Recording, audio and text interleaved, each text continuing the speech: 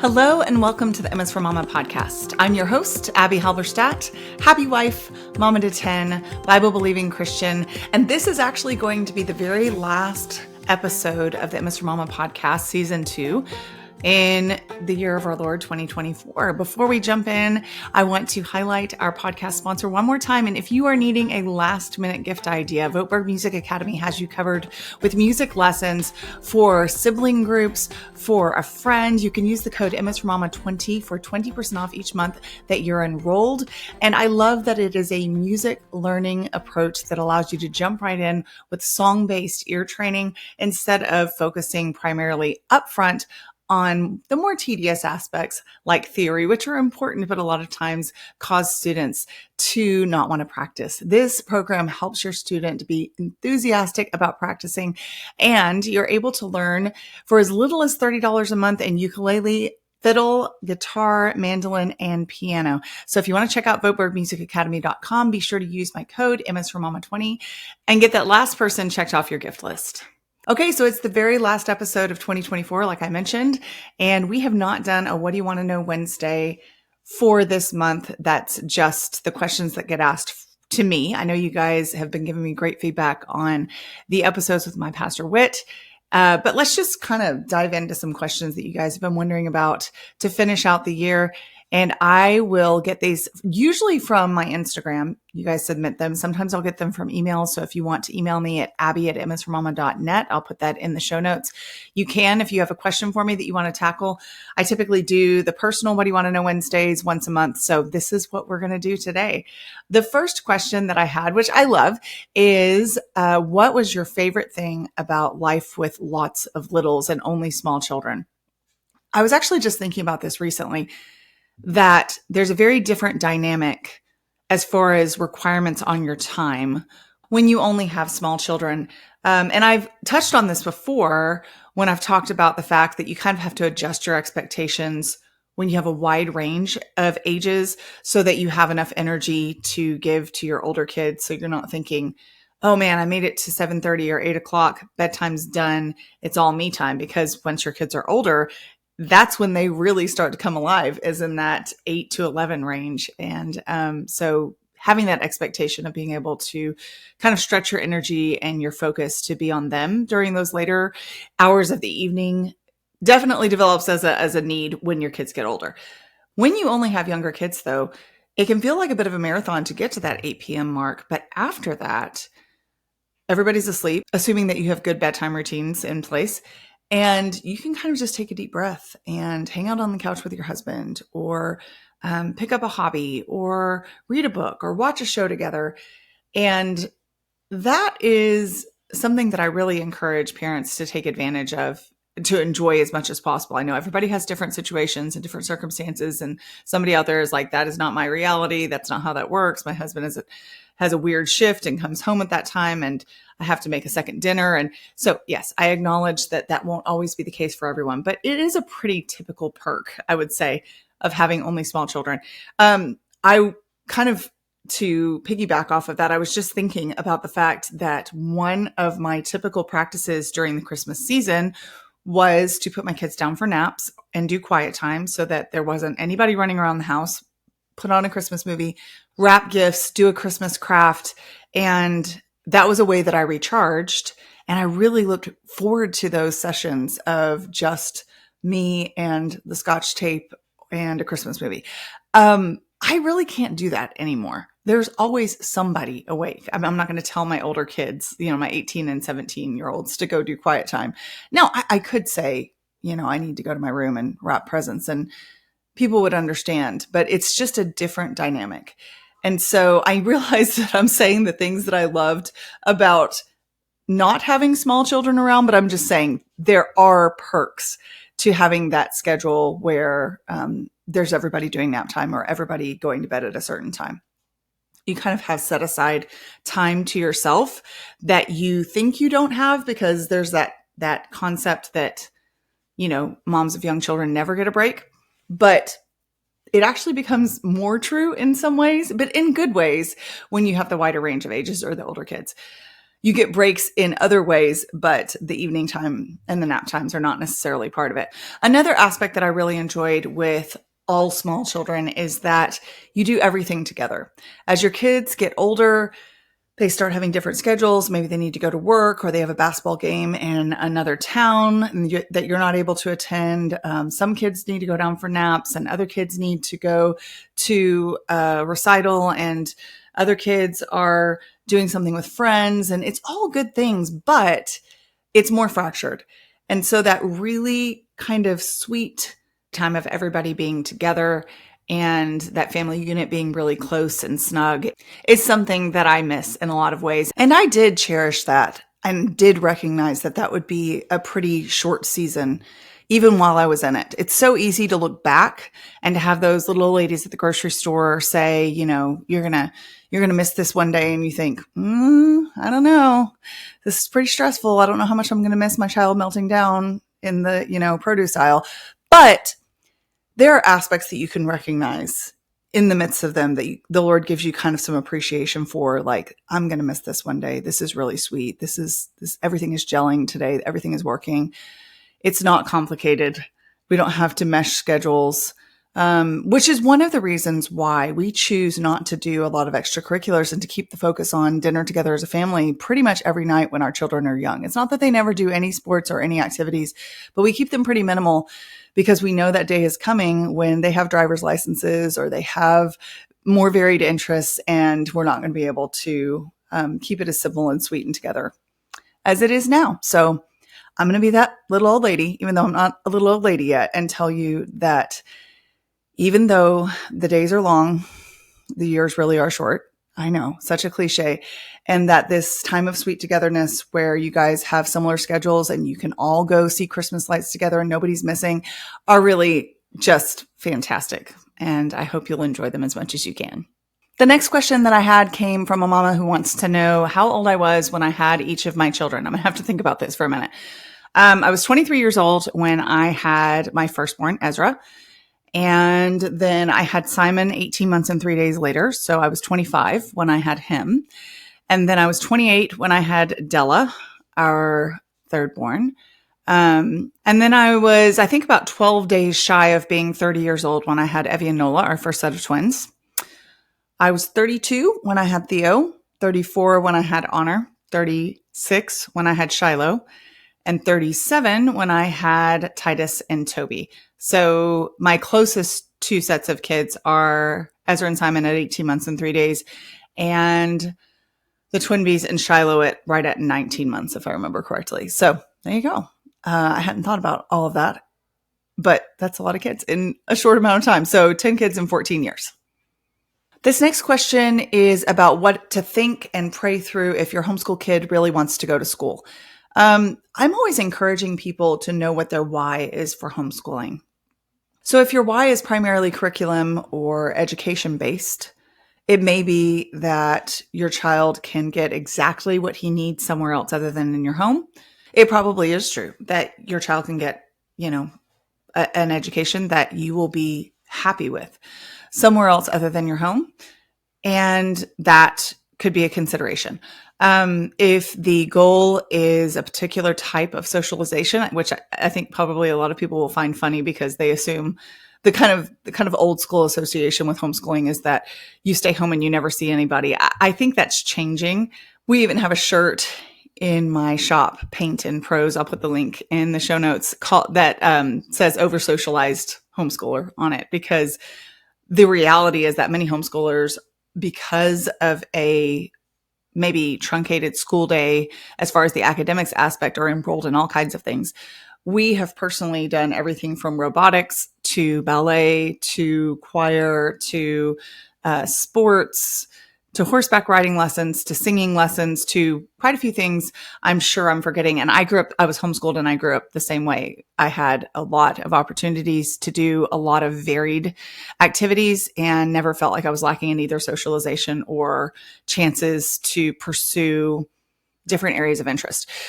So if there is a particular thing that your child can't access due to homeschooling limitations in your particular area, And that's why they want to go to a traditional school. If you would prefer that they stay homeschooled, my suggestion would be to think and pray about how to accommodate those desires they have for outlets if they don't have them already. And because a lot of times, if we're creative as parents and we're willing to put in some effort to research and to find avenues to let our kids pursue their passions, that's kind of scratches the itch to go to a traditional school. Quite likely, your reasons for homeschooling are less to do with specific educational goals. I'm not saying those aren't part of it, but often have more to do with fundamental ideological issues. You are wanting to give them a firm foundation in morality. I just saw a really snarky Instagram reel the other day where someone was saying, like, my response to all of these homeschool moms that assume that I'm wanting to bring my kid home and indoctrinate them with conservative Christian values. And it was quoting some really crass, profane lyrics of some sort of rap song that basically said, no way. I won't fill in any of the blanks of what kind of no way. It said, because this mom chose to homeschool for other reasons. And she was a secular mom, and she was making sure that people knew that there were other reasons that people choose to homeschool. Now, obviously, my main audience of moms, specifically homeschool moms, is going to be oriented toward biblical Christianity. Not all of you, but most of you, I would say.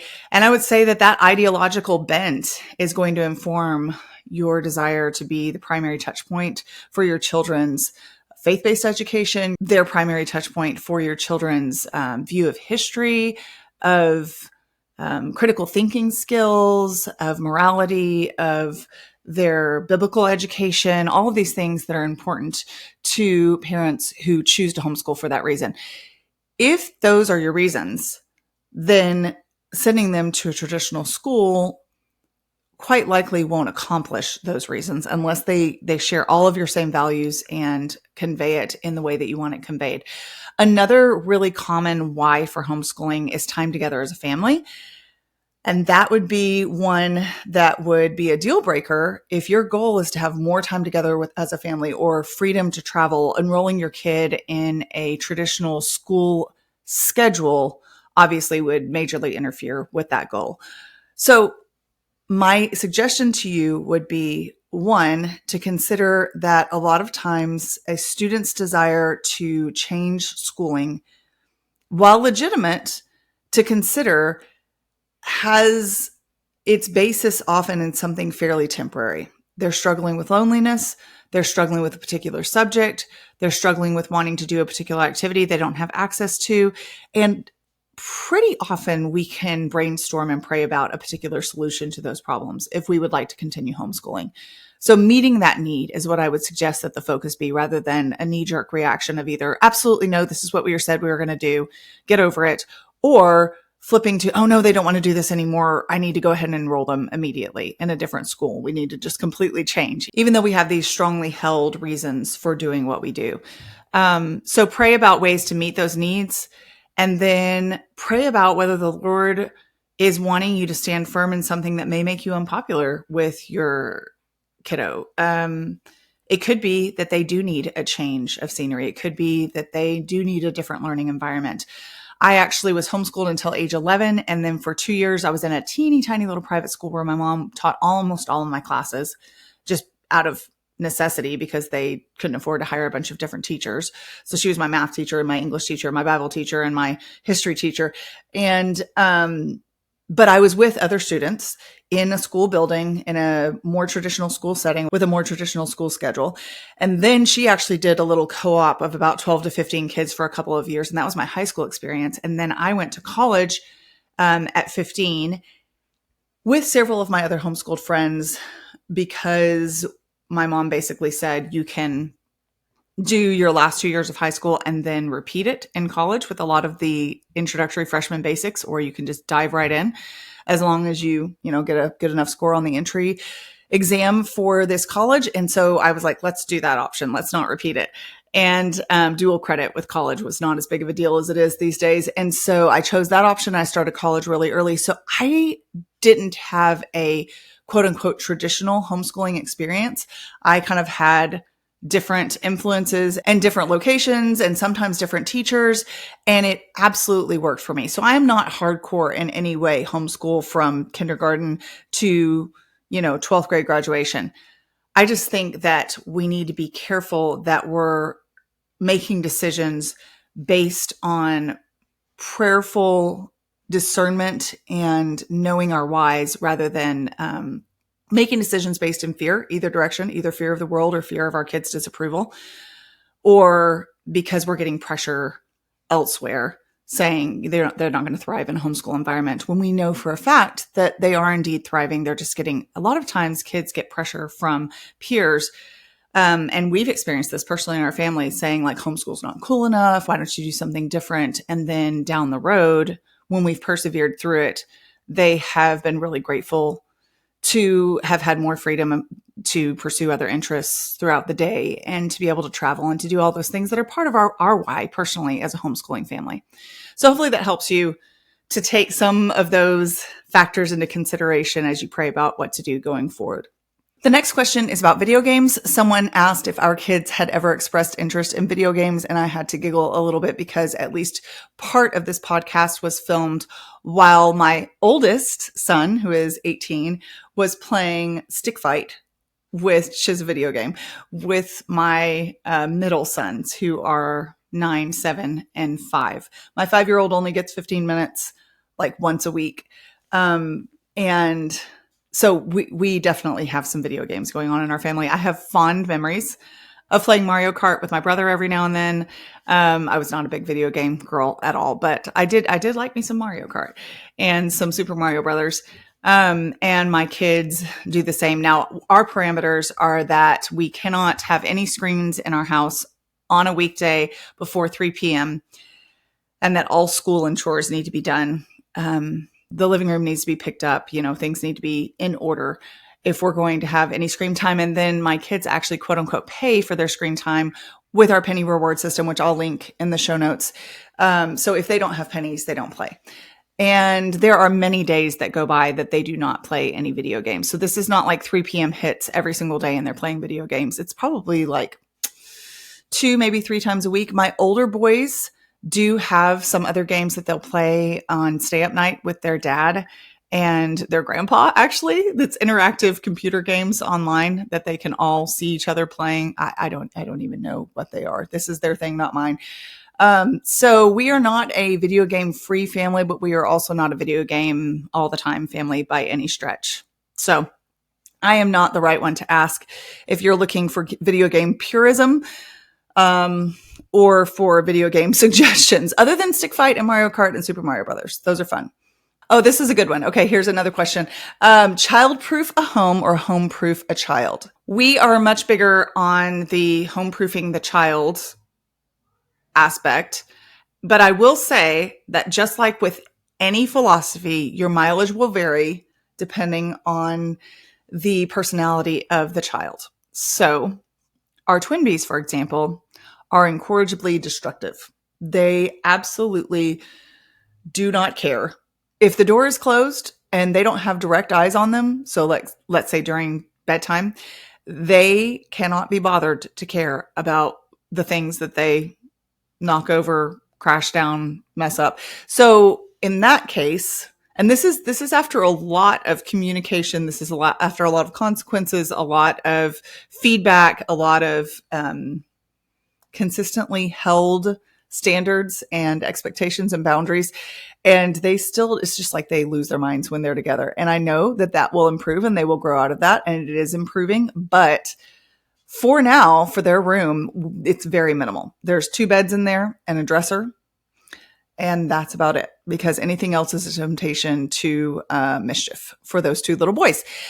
I have other kids that never really tried to break anything or get under the kitchen sink into, cleaning supplies or anything like that. And there was no need to baby proof anything because they just weren't going to mess with it. They were just chill. And then I've had the in between where you teach the lesson, they understand it, they might cross a boundary, and you make sure that they understand that that's not okay and show them what they should be doing again, make sure they understand, and they do fine going forward. That said, I'm not going to have a lot of low down, really easily breakable things, but I'm also not going to save nicer things or pretty things that I would like to put out for a someday that may never come. For example, I hear from people that are like, how in the world do you have anything like a glass lamp that's sitting on my buffet? Oh, my kids would break that in a heartbeat. It's not that it can't get broken. Things get broken regularly in our house. We actually switched recently from any kind of plastic drinkware to all glass and like mason jars and things like that. And we break them on the regular. I don't love it, but it's a part of life with 12 people living in the house and quite a few of them being really small and prone to breaking things. But it's not necessarily because of wild behavior. So we're often encouraging them to consider their environment, to consider where they are, to consider their speed or their twirling around. It's not that we don't have fun inside, but sometimes it's just reaches a point where you're like, listen, if you're going to do this, you need to go outside. So I think what I've tried to do is find a balance between things that you can live with that are still pleasant to look at, that are also functional in the main areas of our house. And then maybe some things like glass lamps in corners where kids really aren't even supposed to be. So if I see them in that corner, I'll say, hey, come away from there. You don't need to do that. And this particular lamp that I'm referencing is fine. It hasn't been knocked over. It hasn't been broken, even though it could have been by kids. And I'm not going to say one day I might be able to have a glass lamp in my house. Right now, that's not possible because I have children. I'm going to say the glass lamp might be broken, but I'm going to teach them principles to follow. And if it happens, it happens. We can clean it up. You know, it's always a possibility. But I think despite the fact that things regularly get broken in our house, like the mason jars, the vast majority of the time, the stuff that I put out stays okay. And, it's just kind of they get used to it being there. It doesn't have any novelty to them. They don't need to touch it. And so, or pick at it or feel like that cabinet is locked. So I'm going to go make sure that I mess with it. You know, it has almost this mystical draw. And so they just kind of live life around the things that we have, and they understand the things that are off limits, and they understand their consequences if they don't respect those things. Now, obviously, if I had a cabinet that was full of toxic things, that's one of the reasons why I choose not to have toxic chemicals that I clean with, is because I don't want my kids to get into something accidentally, or if I'm not looking, or if they're having a moment of not obeying or not thinking before they act, that results in poison control. So that's another consideration, is if you have fewer things chemically that are off limits, then there's less chance that when you don't lock the cabinet, that there's going to be a big time problem. So if there were a cabinet full of chemicals, that would be one that we would for sure make sure they couldn't get into.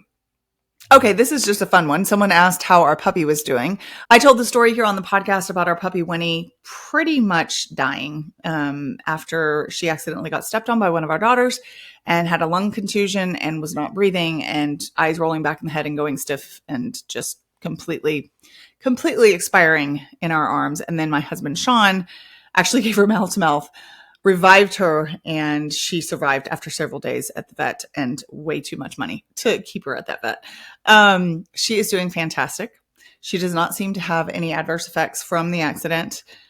We put a little cat bell around her neck so we can hear her jingling everywhere she goes, so we don't step on her again. She has grown a lot. So I mean, at this point, I don't think that she would have the same reaction if she got stepped on, unless it was by a giant with, hobnail boots. But she's doing great. She is a joy. She's so fun. She's a really funny personality. My husband said she's kind of like a cat dog. She's very friendly when she wants to be, and she'll curl up and kind of rub herself all over you and lick your face. And then she's done when she's done, and she runs off. She doesn't really come a ton. He's like, she doesn't know her name, and she decides when she wants to be your friend and when she doesn't. So that's maybe a little bit of a harsh reading, but because she's mostly just really fun. She runs up to you and flips over and wants you to rub her belly every single time she sees you. Now, she does have 3 members of our family that she is not impressed with at all and will growl at whenever they get near her, and is her way of warning them away. And that is our 3 youngest members of our family, because they're a little rough with her, and she lets them know about it. She says, nope, don't come near me. So But yeah, overall, her health is great. She is really fun and such an energetic addition to our family, and fuzzy and cute and sweet and friendly for the most part. Like I said, depends on the day, but for the most part. And then it's fun to watch Ruby, who is our 6-year-old beagle, just get a second wind. She has been running around like she's a puppy, and they just trample all over everything and chase each other and jump on each other. And it's fun to watch her enjoy life with her second wind named Winnie. Okay, so the next question is one that I get from my readers all the time, so much so that I did a whole podcast on it. So I'll give you a truncated version. I'll give you the synopsis here, but I will also link I don't remember the number. I think it may be 15 or somewhere. Maybe it's 12. I don't remember. I'll have Ezra link the podcast so that you can listen to the whole thing. But the question is about siblings, how to help them get along so that they're not name calling and fighting all of the time. My top suggestions are: 1, spend a lot of time together. When your kids are constantly going different directions, they don't form close bonds to the people at home. Instead, they form those bonds with people outside the home, and they kind of give the best of their energy and their good moods to other people. And that means that when those other people leave, because quite likely the people that they're giving their best moods and energy to are temporary friends, they might go all the way through school with them, or they might play a bunch of sports with them. But most of the time, our best friends are not those that we meet in kindergarten and then have when we're 40 years old. Whereas I like to emphasize to my kids that their siblings are built-in best friends that they can have for life, that they're going to actually be seeing each Christmas, that they're going to trade babysitting with, that they're going to go on trips with, and just encourage that long-term mindset. So the time spent together, encouraging a long-term mindset. I realize that some people's schedules aren't allowing. Homeschooling allows for that more, but if you're not homeschooling, you may be like, how does that happen? I would encourage you not to overschedule extracurriculars on top of a traditional school schedule, because that automatically means that very little time is being spent with the family and with siblings together, having that opportunity of just being bored together, to bond, of making forts and running around outside and, picking dewberries in the summer. And so many of my memories I have one sibling, with my older brother, especially as children, we're just doing really mundane things like digging for crawdads in the creek outside. And that gift of time, as much as you're able to give it to them, to allow those bonds to forge through just ordinary pursuits, is so, so important. Another thing would be to make name calling off limits.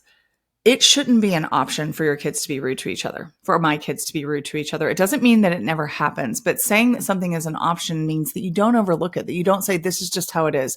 Siblings just do this. It's, I've watched all those TV shows. All those siblings treat each other badly. And that dovetails into another suggestion, which is don't watch those TV shows. There are lots of movies and TV shows. Home Alone comes to mind for an example that's kind of relevant to this season we're in, where all of the siblings treat each other absolutely horribly. They call each other crude names. They act like everybody that's related to them is a waste of space. The older kids look down on the younger kids. And there's this assumption, if there's an age gap, of course the older kids are going to be annoyed by the younger kids, and the younger kids are going to think that the older kids are jerks. I have not found this to be the case, or to need to be the case in every scenario in our home at all, or in other people's homes where I really admire their family dynamic. And I think part of it is that the assumption is that you have goodwill towards your family, and that is what is encouraged. That's the standard that's set, and you're able to shut down ugly speech and snarky attitudes and condescending views of other people, like right when they start. I have a lot of people that say, like, so do you intervene in every single disagreement? No, I definitely don't. But I also use discernment. When I see that this is a petty argument that's immediately going to veer into kind of, if you've ever seen Emperor's New Groove, this is actually pretty good natured in this scene in Emperor's New Groove, but the two kids go, and they're arguing back and forth. It's not accomplishing anything. Now, at the end of it, they say, night, mom, and then we'll go right back to bickering. One is saying, the other one is saying, nuh-uh, but it's very difficult to replicate without having two people doing it. Like when you see that this is not going to be something that they're working through, that's a necessary conflict managing skill, but instead it's just a bickering fight, I am very quick to say, no, we're not doing this. You guys can find a solution, but we're not going to speak unkindly to each other. We're definitely not calling names. We're not cutting each other down for the sake of making ourselves feel bigger. It goes right back to Philippians 2:4. Consider 2, 3, and 4. Consider others' needs as more important than your own. And with humility, think of others as more important than yourselves. That is not our natural bent as human beings. And it certainly is something that we have to learn and have modeled for us and have developed in us over time by the grace of God's Holy Spirit, as opposed to just be able to instantly flip a switch. And there are going to be kids that are more prone to look out for themselves first than other kids.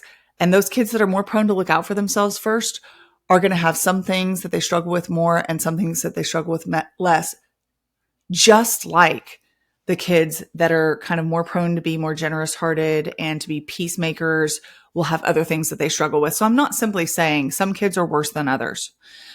I am saying that when you notice that you have a kid that struggles to be kind to his siblings, that's not something that you write off, that you address it, that you give them opportunities to practice, that you bring in appropriate discipline if necessary, that you make this an area of focus and importance in your family so that your kids understand, regardless of how well they respond to your methods, that this matters. And you plant those seeds of kindness, you plant those seeds of consistency, you plant those seeds of togetherness, you plant those seeds of uplifting, encouraging speech, of selflessness, and you keep watering them and you keep praying and you keep coming back to the basics and being consistent even when it doesn't feel like you see fruit, because the Lord's the one that brings the harvest, but it doesn't come on its own without our being willing to work really hard for it and to encourage our kids to do the same. All right, so the next question is how to correct a child who thinks he knows better. This is an example of a 7-year-old. So we are in an era where it is very common, popular, trendy, whatever the right word is, to reject everything about the way we were parented. And so even any whiff of the idea that, like, because I said so is very frowned upon. So I will say that because I said so is not like a phrase that I suggest or highly recommend or anything. But there is an element of innate authority and life experience and just gravitas that an adult will have that a kid cannot have, because he hasn't had as much opportunity to learn, to grow, to mature, to experience things. And so my pushback against a child that's 7 or 5 or 11 or even 17, it might be worded differently. There might be a slightly different approach, but it's going to be similar. It's going to be to say, I appreciate that you feel like you've got this figured out. However, I am going to ask that you consider what I am telling you first before you go off your own way. And that is because I have been in this situation many times before, and I have found that the way you're wanting to do this doesn't work for these reasons. If you want to give 3 reasons, great. If you want to give 1 reason, great. If you want to do a really short version of this without a lot of explanation, I fully support that. But essentially what you're telling your child is, God made me the authority in your life. What you're doing right now is fill in the blank. Unsafe, foolish, unproductive, whatever the objection is. And I know because I've been there. And we're going to do it this way because experience and practice has proven this to work. So for example, if I see a kid, let me give you just a silly example. Maybe not so silly. Maybe this will save somebody's hand. So we had a teacher at our homeschool co-op once who cut the tendons in between her thumb and her forefinger with a butter knife because she was using a butter knife to cut chicken. So the other day, one of my kids was using a butter knife to cut something. And when I said, hey, be careful with that, don't use it, they immediately came back with, not necessarily rudely, but they were like, it's just a butter knife. It's not sharp. And I said, yes, but sometimes that actually makes it worse because you apply more force when you have something that is a blunter object than something that's sharp. And so if that slips, you're going to be pushing on it way harder than you would be if it were a sharp knife. Now, obviously, I have suggestions for them when they're using sharp knives, if they're old enough to do that as well. But you're pushing on that way harder than you think you are. And if that slips, it's still, a metal object that's sharp enough to go into your hand.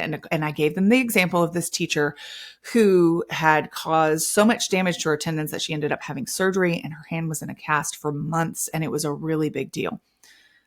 Does your 7-year-old, who is insisting that he's, quote, going to be fine because he's using this butter knife that isn't even sharp, mom, duh, hopefully he's not talking to you like that. That would be kind of another thing is how is the things he knows better being expressed? Because we want to teach our kids to express themselves with kindness and civility and consideration to others. And that includes their parents. Of course, the Bible tells us to honor our parents. The Bible tells us to respect and give reverence to those who are older and have more life experience. And it doesn't mean that you necessarily just say, yes, sir, yes, ma'am, to every stranger who happens to be 20 years older than you are by any stretch. But there is a consideration for the life experience and the wisdom gained. And so if my child is kind of snarkily telling me off because, duh, it's not too sharp, I'm fine, then you can calmly say, it is in fact dangerous what you're doing. I do know this to be a fact. Here's an example of it. Now, please do not do this anymore. In fact, give me the knife. If they look like they're going to go right back to what they were doing, I would just take the implement away. That's a very specific example. But it's our job to keep our kids safe. It's our job to be the kind and considerate authority in their lives. It's our job to help them to learn to communicate with civility. It's our job to help them understand what boundaries look like. So that would be my suggestion to you, would be to assert the authority of experience, to give them an instance of why that experience is valuable, and then to just hold the boundary. Okay, so this next question makes me laugh because of a particular story that I'll share with you. It says, how do you deal with your kids learning curse words? So one time at the gym, many years ago, at this gym that I taught at, my kids were in the childcare, literally on the other side of the wall from the room that I taught in. And I went to pick them up, and one of the helpers there came and said, we had an incident with Simon today. I think Simon was 7 at the time. And there was another boy that was about the same age. And they said, so this boy called someone a name.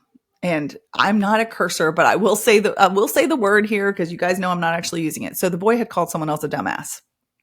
And Simon had tackled him with his hand over his mouth. Like, talk about like fervency for, the truth or something. I don't know. It just cracked me up. I was like, Simon, it's okay. Even if someone says something they shouldn't say, we don't need to tackle them and put our hands over their mouths. That was a little much. Nor had he ever been taught to do such a thing. It's one of those things where you're like, I need to maintain a stern face and make a point, but I'm laughing so hard on the inside. And one of the reasons I was laughing was because it was such an overreaction that it was kind of funny. The boy was fine. He wasn't hurt. They were just letting me know what had happened. And then the other reason was that I knew for a fact that Simon didn't know what the second half of that word was. Because I questioned them. I was like, do you know this word? Like, what did he say? And what he said was, Mom, he called him dumb. So he had not even reacted to the second word. He had reacted to the first word, which was so pure and innocent, but also aggressive that it really cracked me up. And I will always remember that particular incident. Now, my 17-year-old is not, that's what Simon is now, he's 17, is not nearly so pure and innocent now. He learned quite a few curse words on his homeschool co-op football team. That's not funny. I'm not truly laughing. I just find it amusing that we as parents can feel like we know where the quote unquote threats are coming from, and they might come from places we don't even expect. So I think the number one thing that I would encourage you is to not freak out. Don't do what Simon did. Don't tackle them and cover their mouths as you knock them to the floor. You can just explain to them in whatever age appropriate way is necessary, depending on how old they are, that there are words in our world that are not intended for good. They're intended for shock value. They're intended to be crass. Like I said, that word may not be appropriate for a 4-year-old. They don't know what that means. They're intended to evoke a response or to let out anger or to insult someone.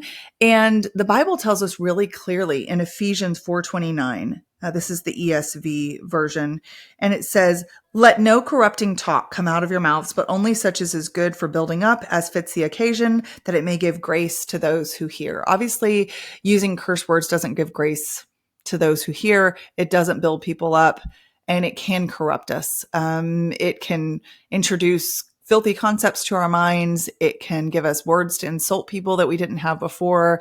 It can give us ungodly ways of expressing our anger. And so there's no need to panic if your child repeats an ugly word, either innocently not realizing what it is, which my kids have absolutely done, or on purpose, which my kids have not done in my presence. But I know for sure that they have used ungodly words at times. I remember very distinctly saying an ungodly word, a curse word, when I was probably 8 years old. And my personality, I don't curse as an adult. That's not a habit of mine. And I remember as a kid being really, really upset about something. And that was the way I could be the quote unquote baddest in that moment. And I remember one of my homeschool friends saying, "I heard that." And the pang of fear that shot through my heart that she was going to tell on me. But of course, that was warranted because I had no business saying what I just said. So it's not the end of the world, but also I think it does matter. Our words have power, our words have weight, our words have worth. And so we need to convey that to our kids without conveying to them that if certain words come up, it's kind of the end of the world. Find that balance between encouraging wholesome speech and yet recognizing that they're going to encounter unwholesome speech, and it shouldn't make them want to hide under the bed. Okay, we're going to finish up with one more. It's super lightweight, but fun.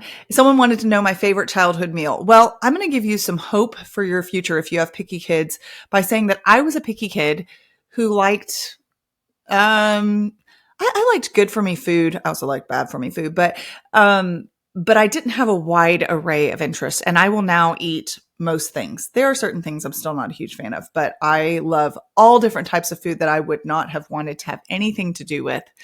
As a side note, and slightly less lighthearted, I did have people ask me about picky eaters and what to do. And just a very quick tip is to encourage thankful bites. I can remember very specific things that I do not currently serve my kids, like beets with honey.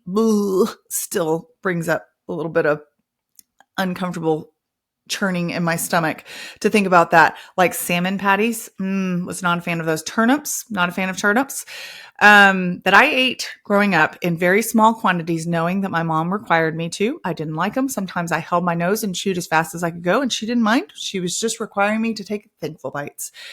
Thankful bites are just I didn't have to make this food. It's nutrition that you placed in front of me. I'm going to make an effort. And so that's what we require of our kids. It doesn't mean you necessarily have to finish off every last thing that you really hate. So back to what I actually loved. I was a very simple girl. My mom made bacon and tomato sandwiches. No lettuce. Thank you very much. Bacon and tomato sandwiches, which was my first introduction to mayo that I actually enjoyed because I thought I hated mayonnaise. So she put a little bit of mayonnaise, and then turkey bacon. We didn't eat pig bacon growing up, and a nice thick juicy tomato. And I loved bacon and tomato sandwiches. I actually loved tomato sandwiches. Apparently I'm a tomato girl. I am. I've always loved tomatoes. And a lot of kids that don't love tomatoes when they're really small, but I did, or at least as long back as I can remember. And I still do. And I would eat like big, thick slabs of tomato slices with salt and mayonnaise on bread. So, that sounds nutritious, doesn't it? Beef tacos. I was a huge fan of crispy tacos with beef, lettuce, tomatoes, cheese, like as basic as you could possibly get, but as many restaurants as we could go to, I would order those. I was a huge fan of tacos, which is funny because if I go to a Mexican restaurant now, I never order tacos. I always order something more adventurous. In fact, I'm typically looking for the least typically Tex-Mex item on the menu if I go to a Mexican restaurant now. So I have evolved. And I distinctly remember that when my mom would make chicken spaghetti as comfort food if I had to get dental work done. And so I have fond associations with chicken spaghetti for my mom's taking the time to make it for me, but I do not have fond associations with it because of dental work because I am not a fan of the dentist. So there you go. Those are some of my favorite childhood meals. Definitely not fancy, but most kids don't like fancy food. So I guess that makes sense. I hope you enjoyed this week's, well, I should say this year, this last episode in the year's version of What Do You Want to Know Wednesday? Your questions answered, big and small. And I hope you have a wonderful rest of 2024, that you have a restful Christmas season, that it is filled with joy, that it is filled with a focus on the incredible gift that came to this earth in the form of a tiny baby who grew up to sacrifice himself as a gift for many on the cross for our sins. What we could not do, he did for us. And that is truly, as cliche as it can sound, the reason for the season. And I am so grateful ultimately for the gift of God's love and the sacrifice of his son for me. And I pray that if you do not know that love and that sacrifice yet, that you would come to know Jesus as your Lord and Savior. You can always ask me questions at Abbie@msformama.net. I am happy to share with you the reason for the hope that I have in Christ. And I am so grateful that you are here. If you enjoy the M is for Mama podcast, I would be so honored if you would subscribe and follow along, maybe share with friends or even leave a review. And if you want more content on motherhood and biblical responses to cultural issues, be sure to follow along on Instagram at m.is.for.mama.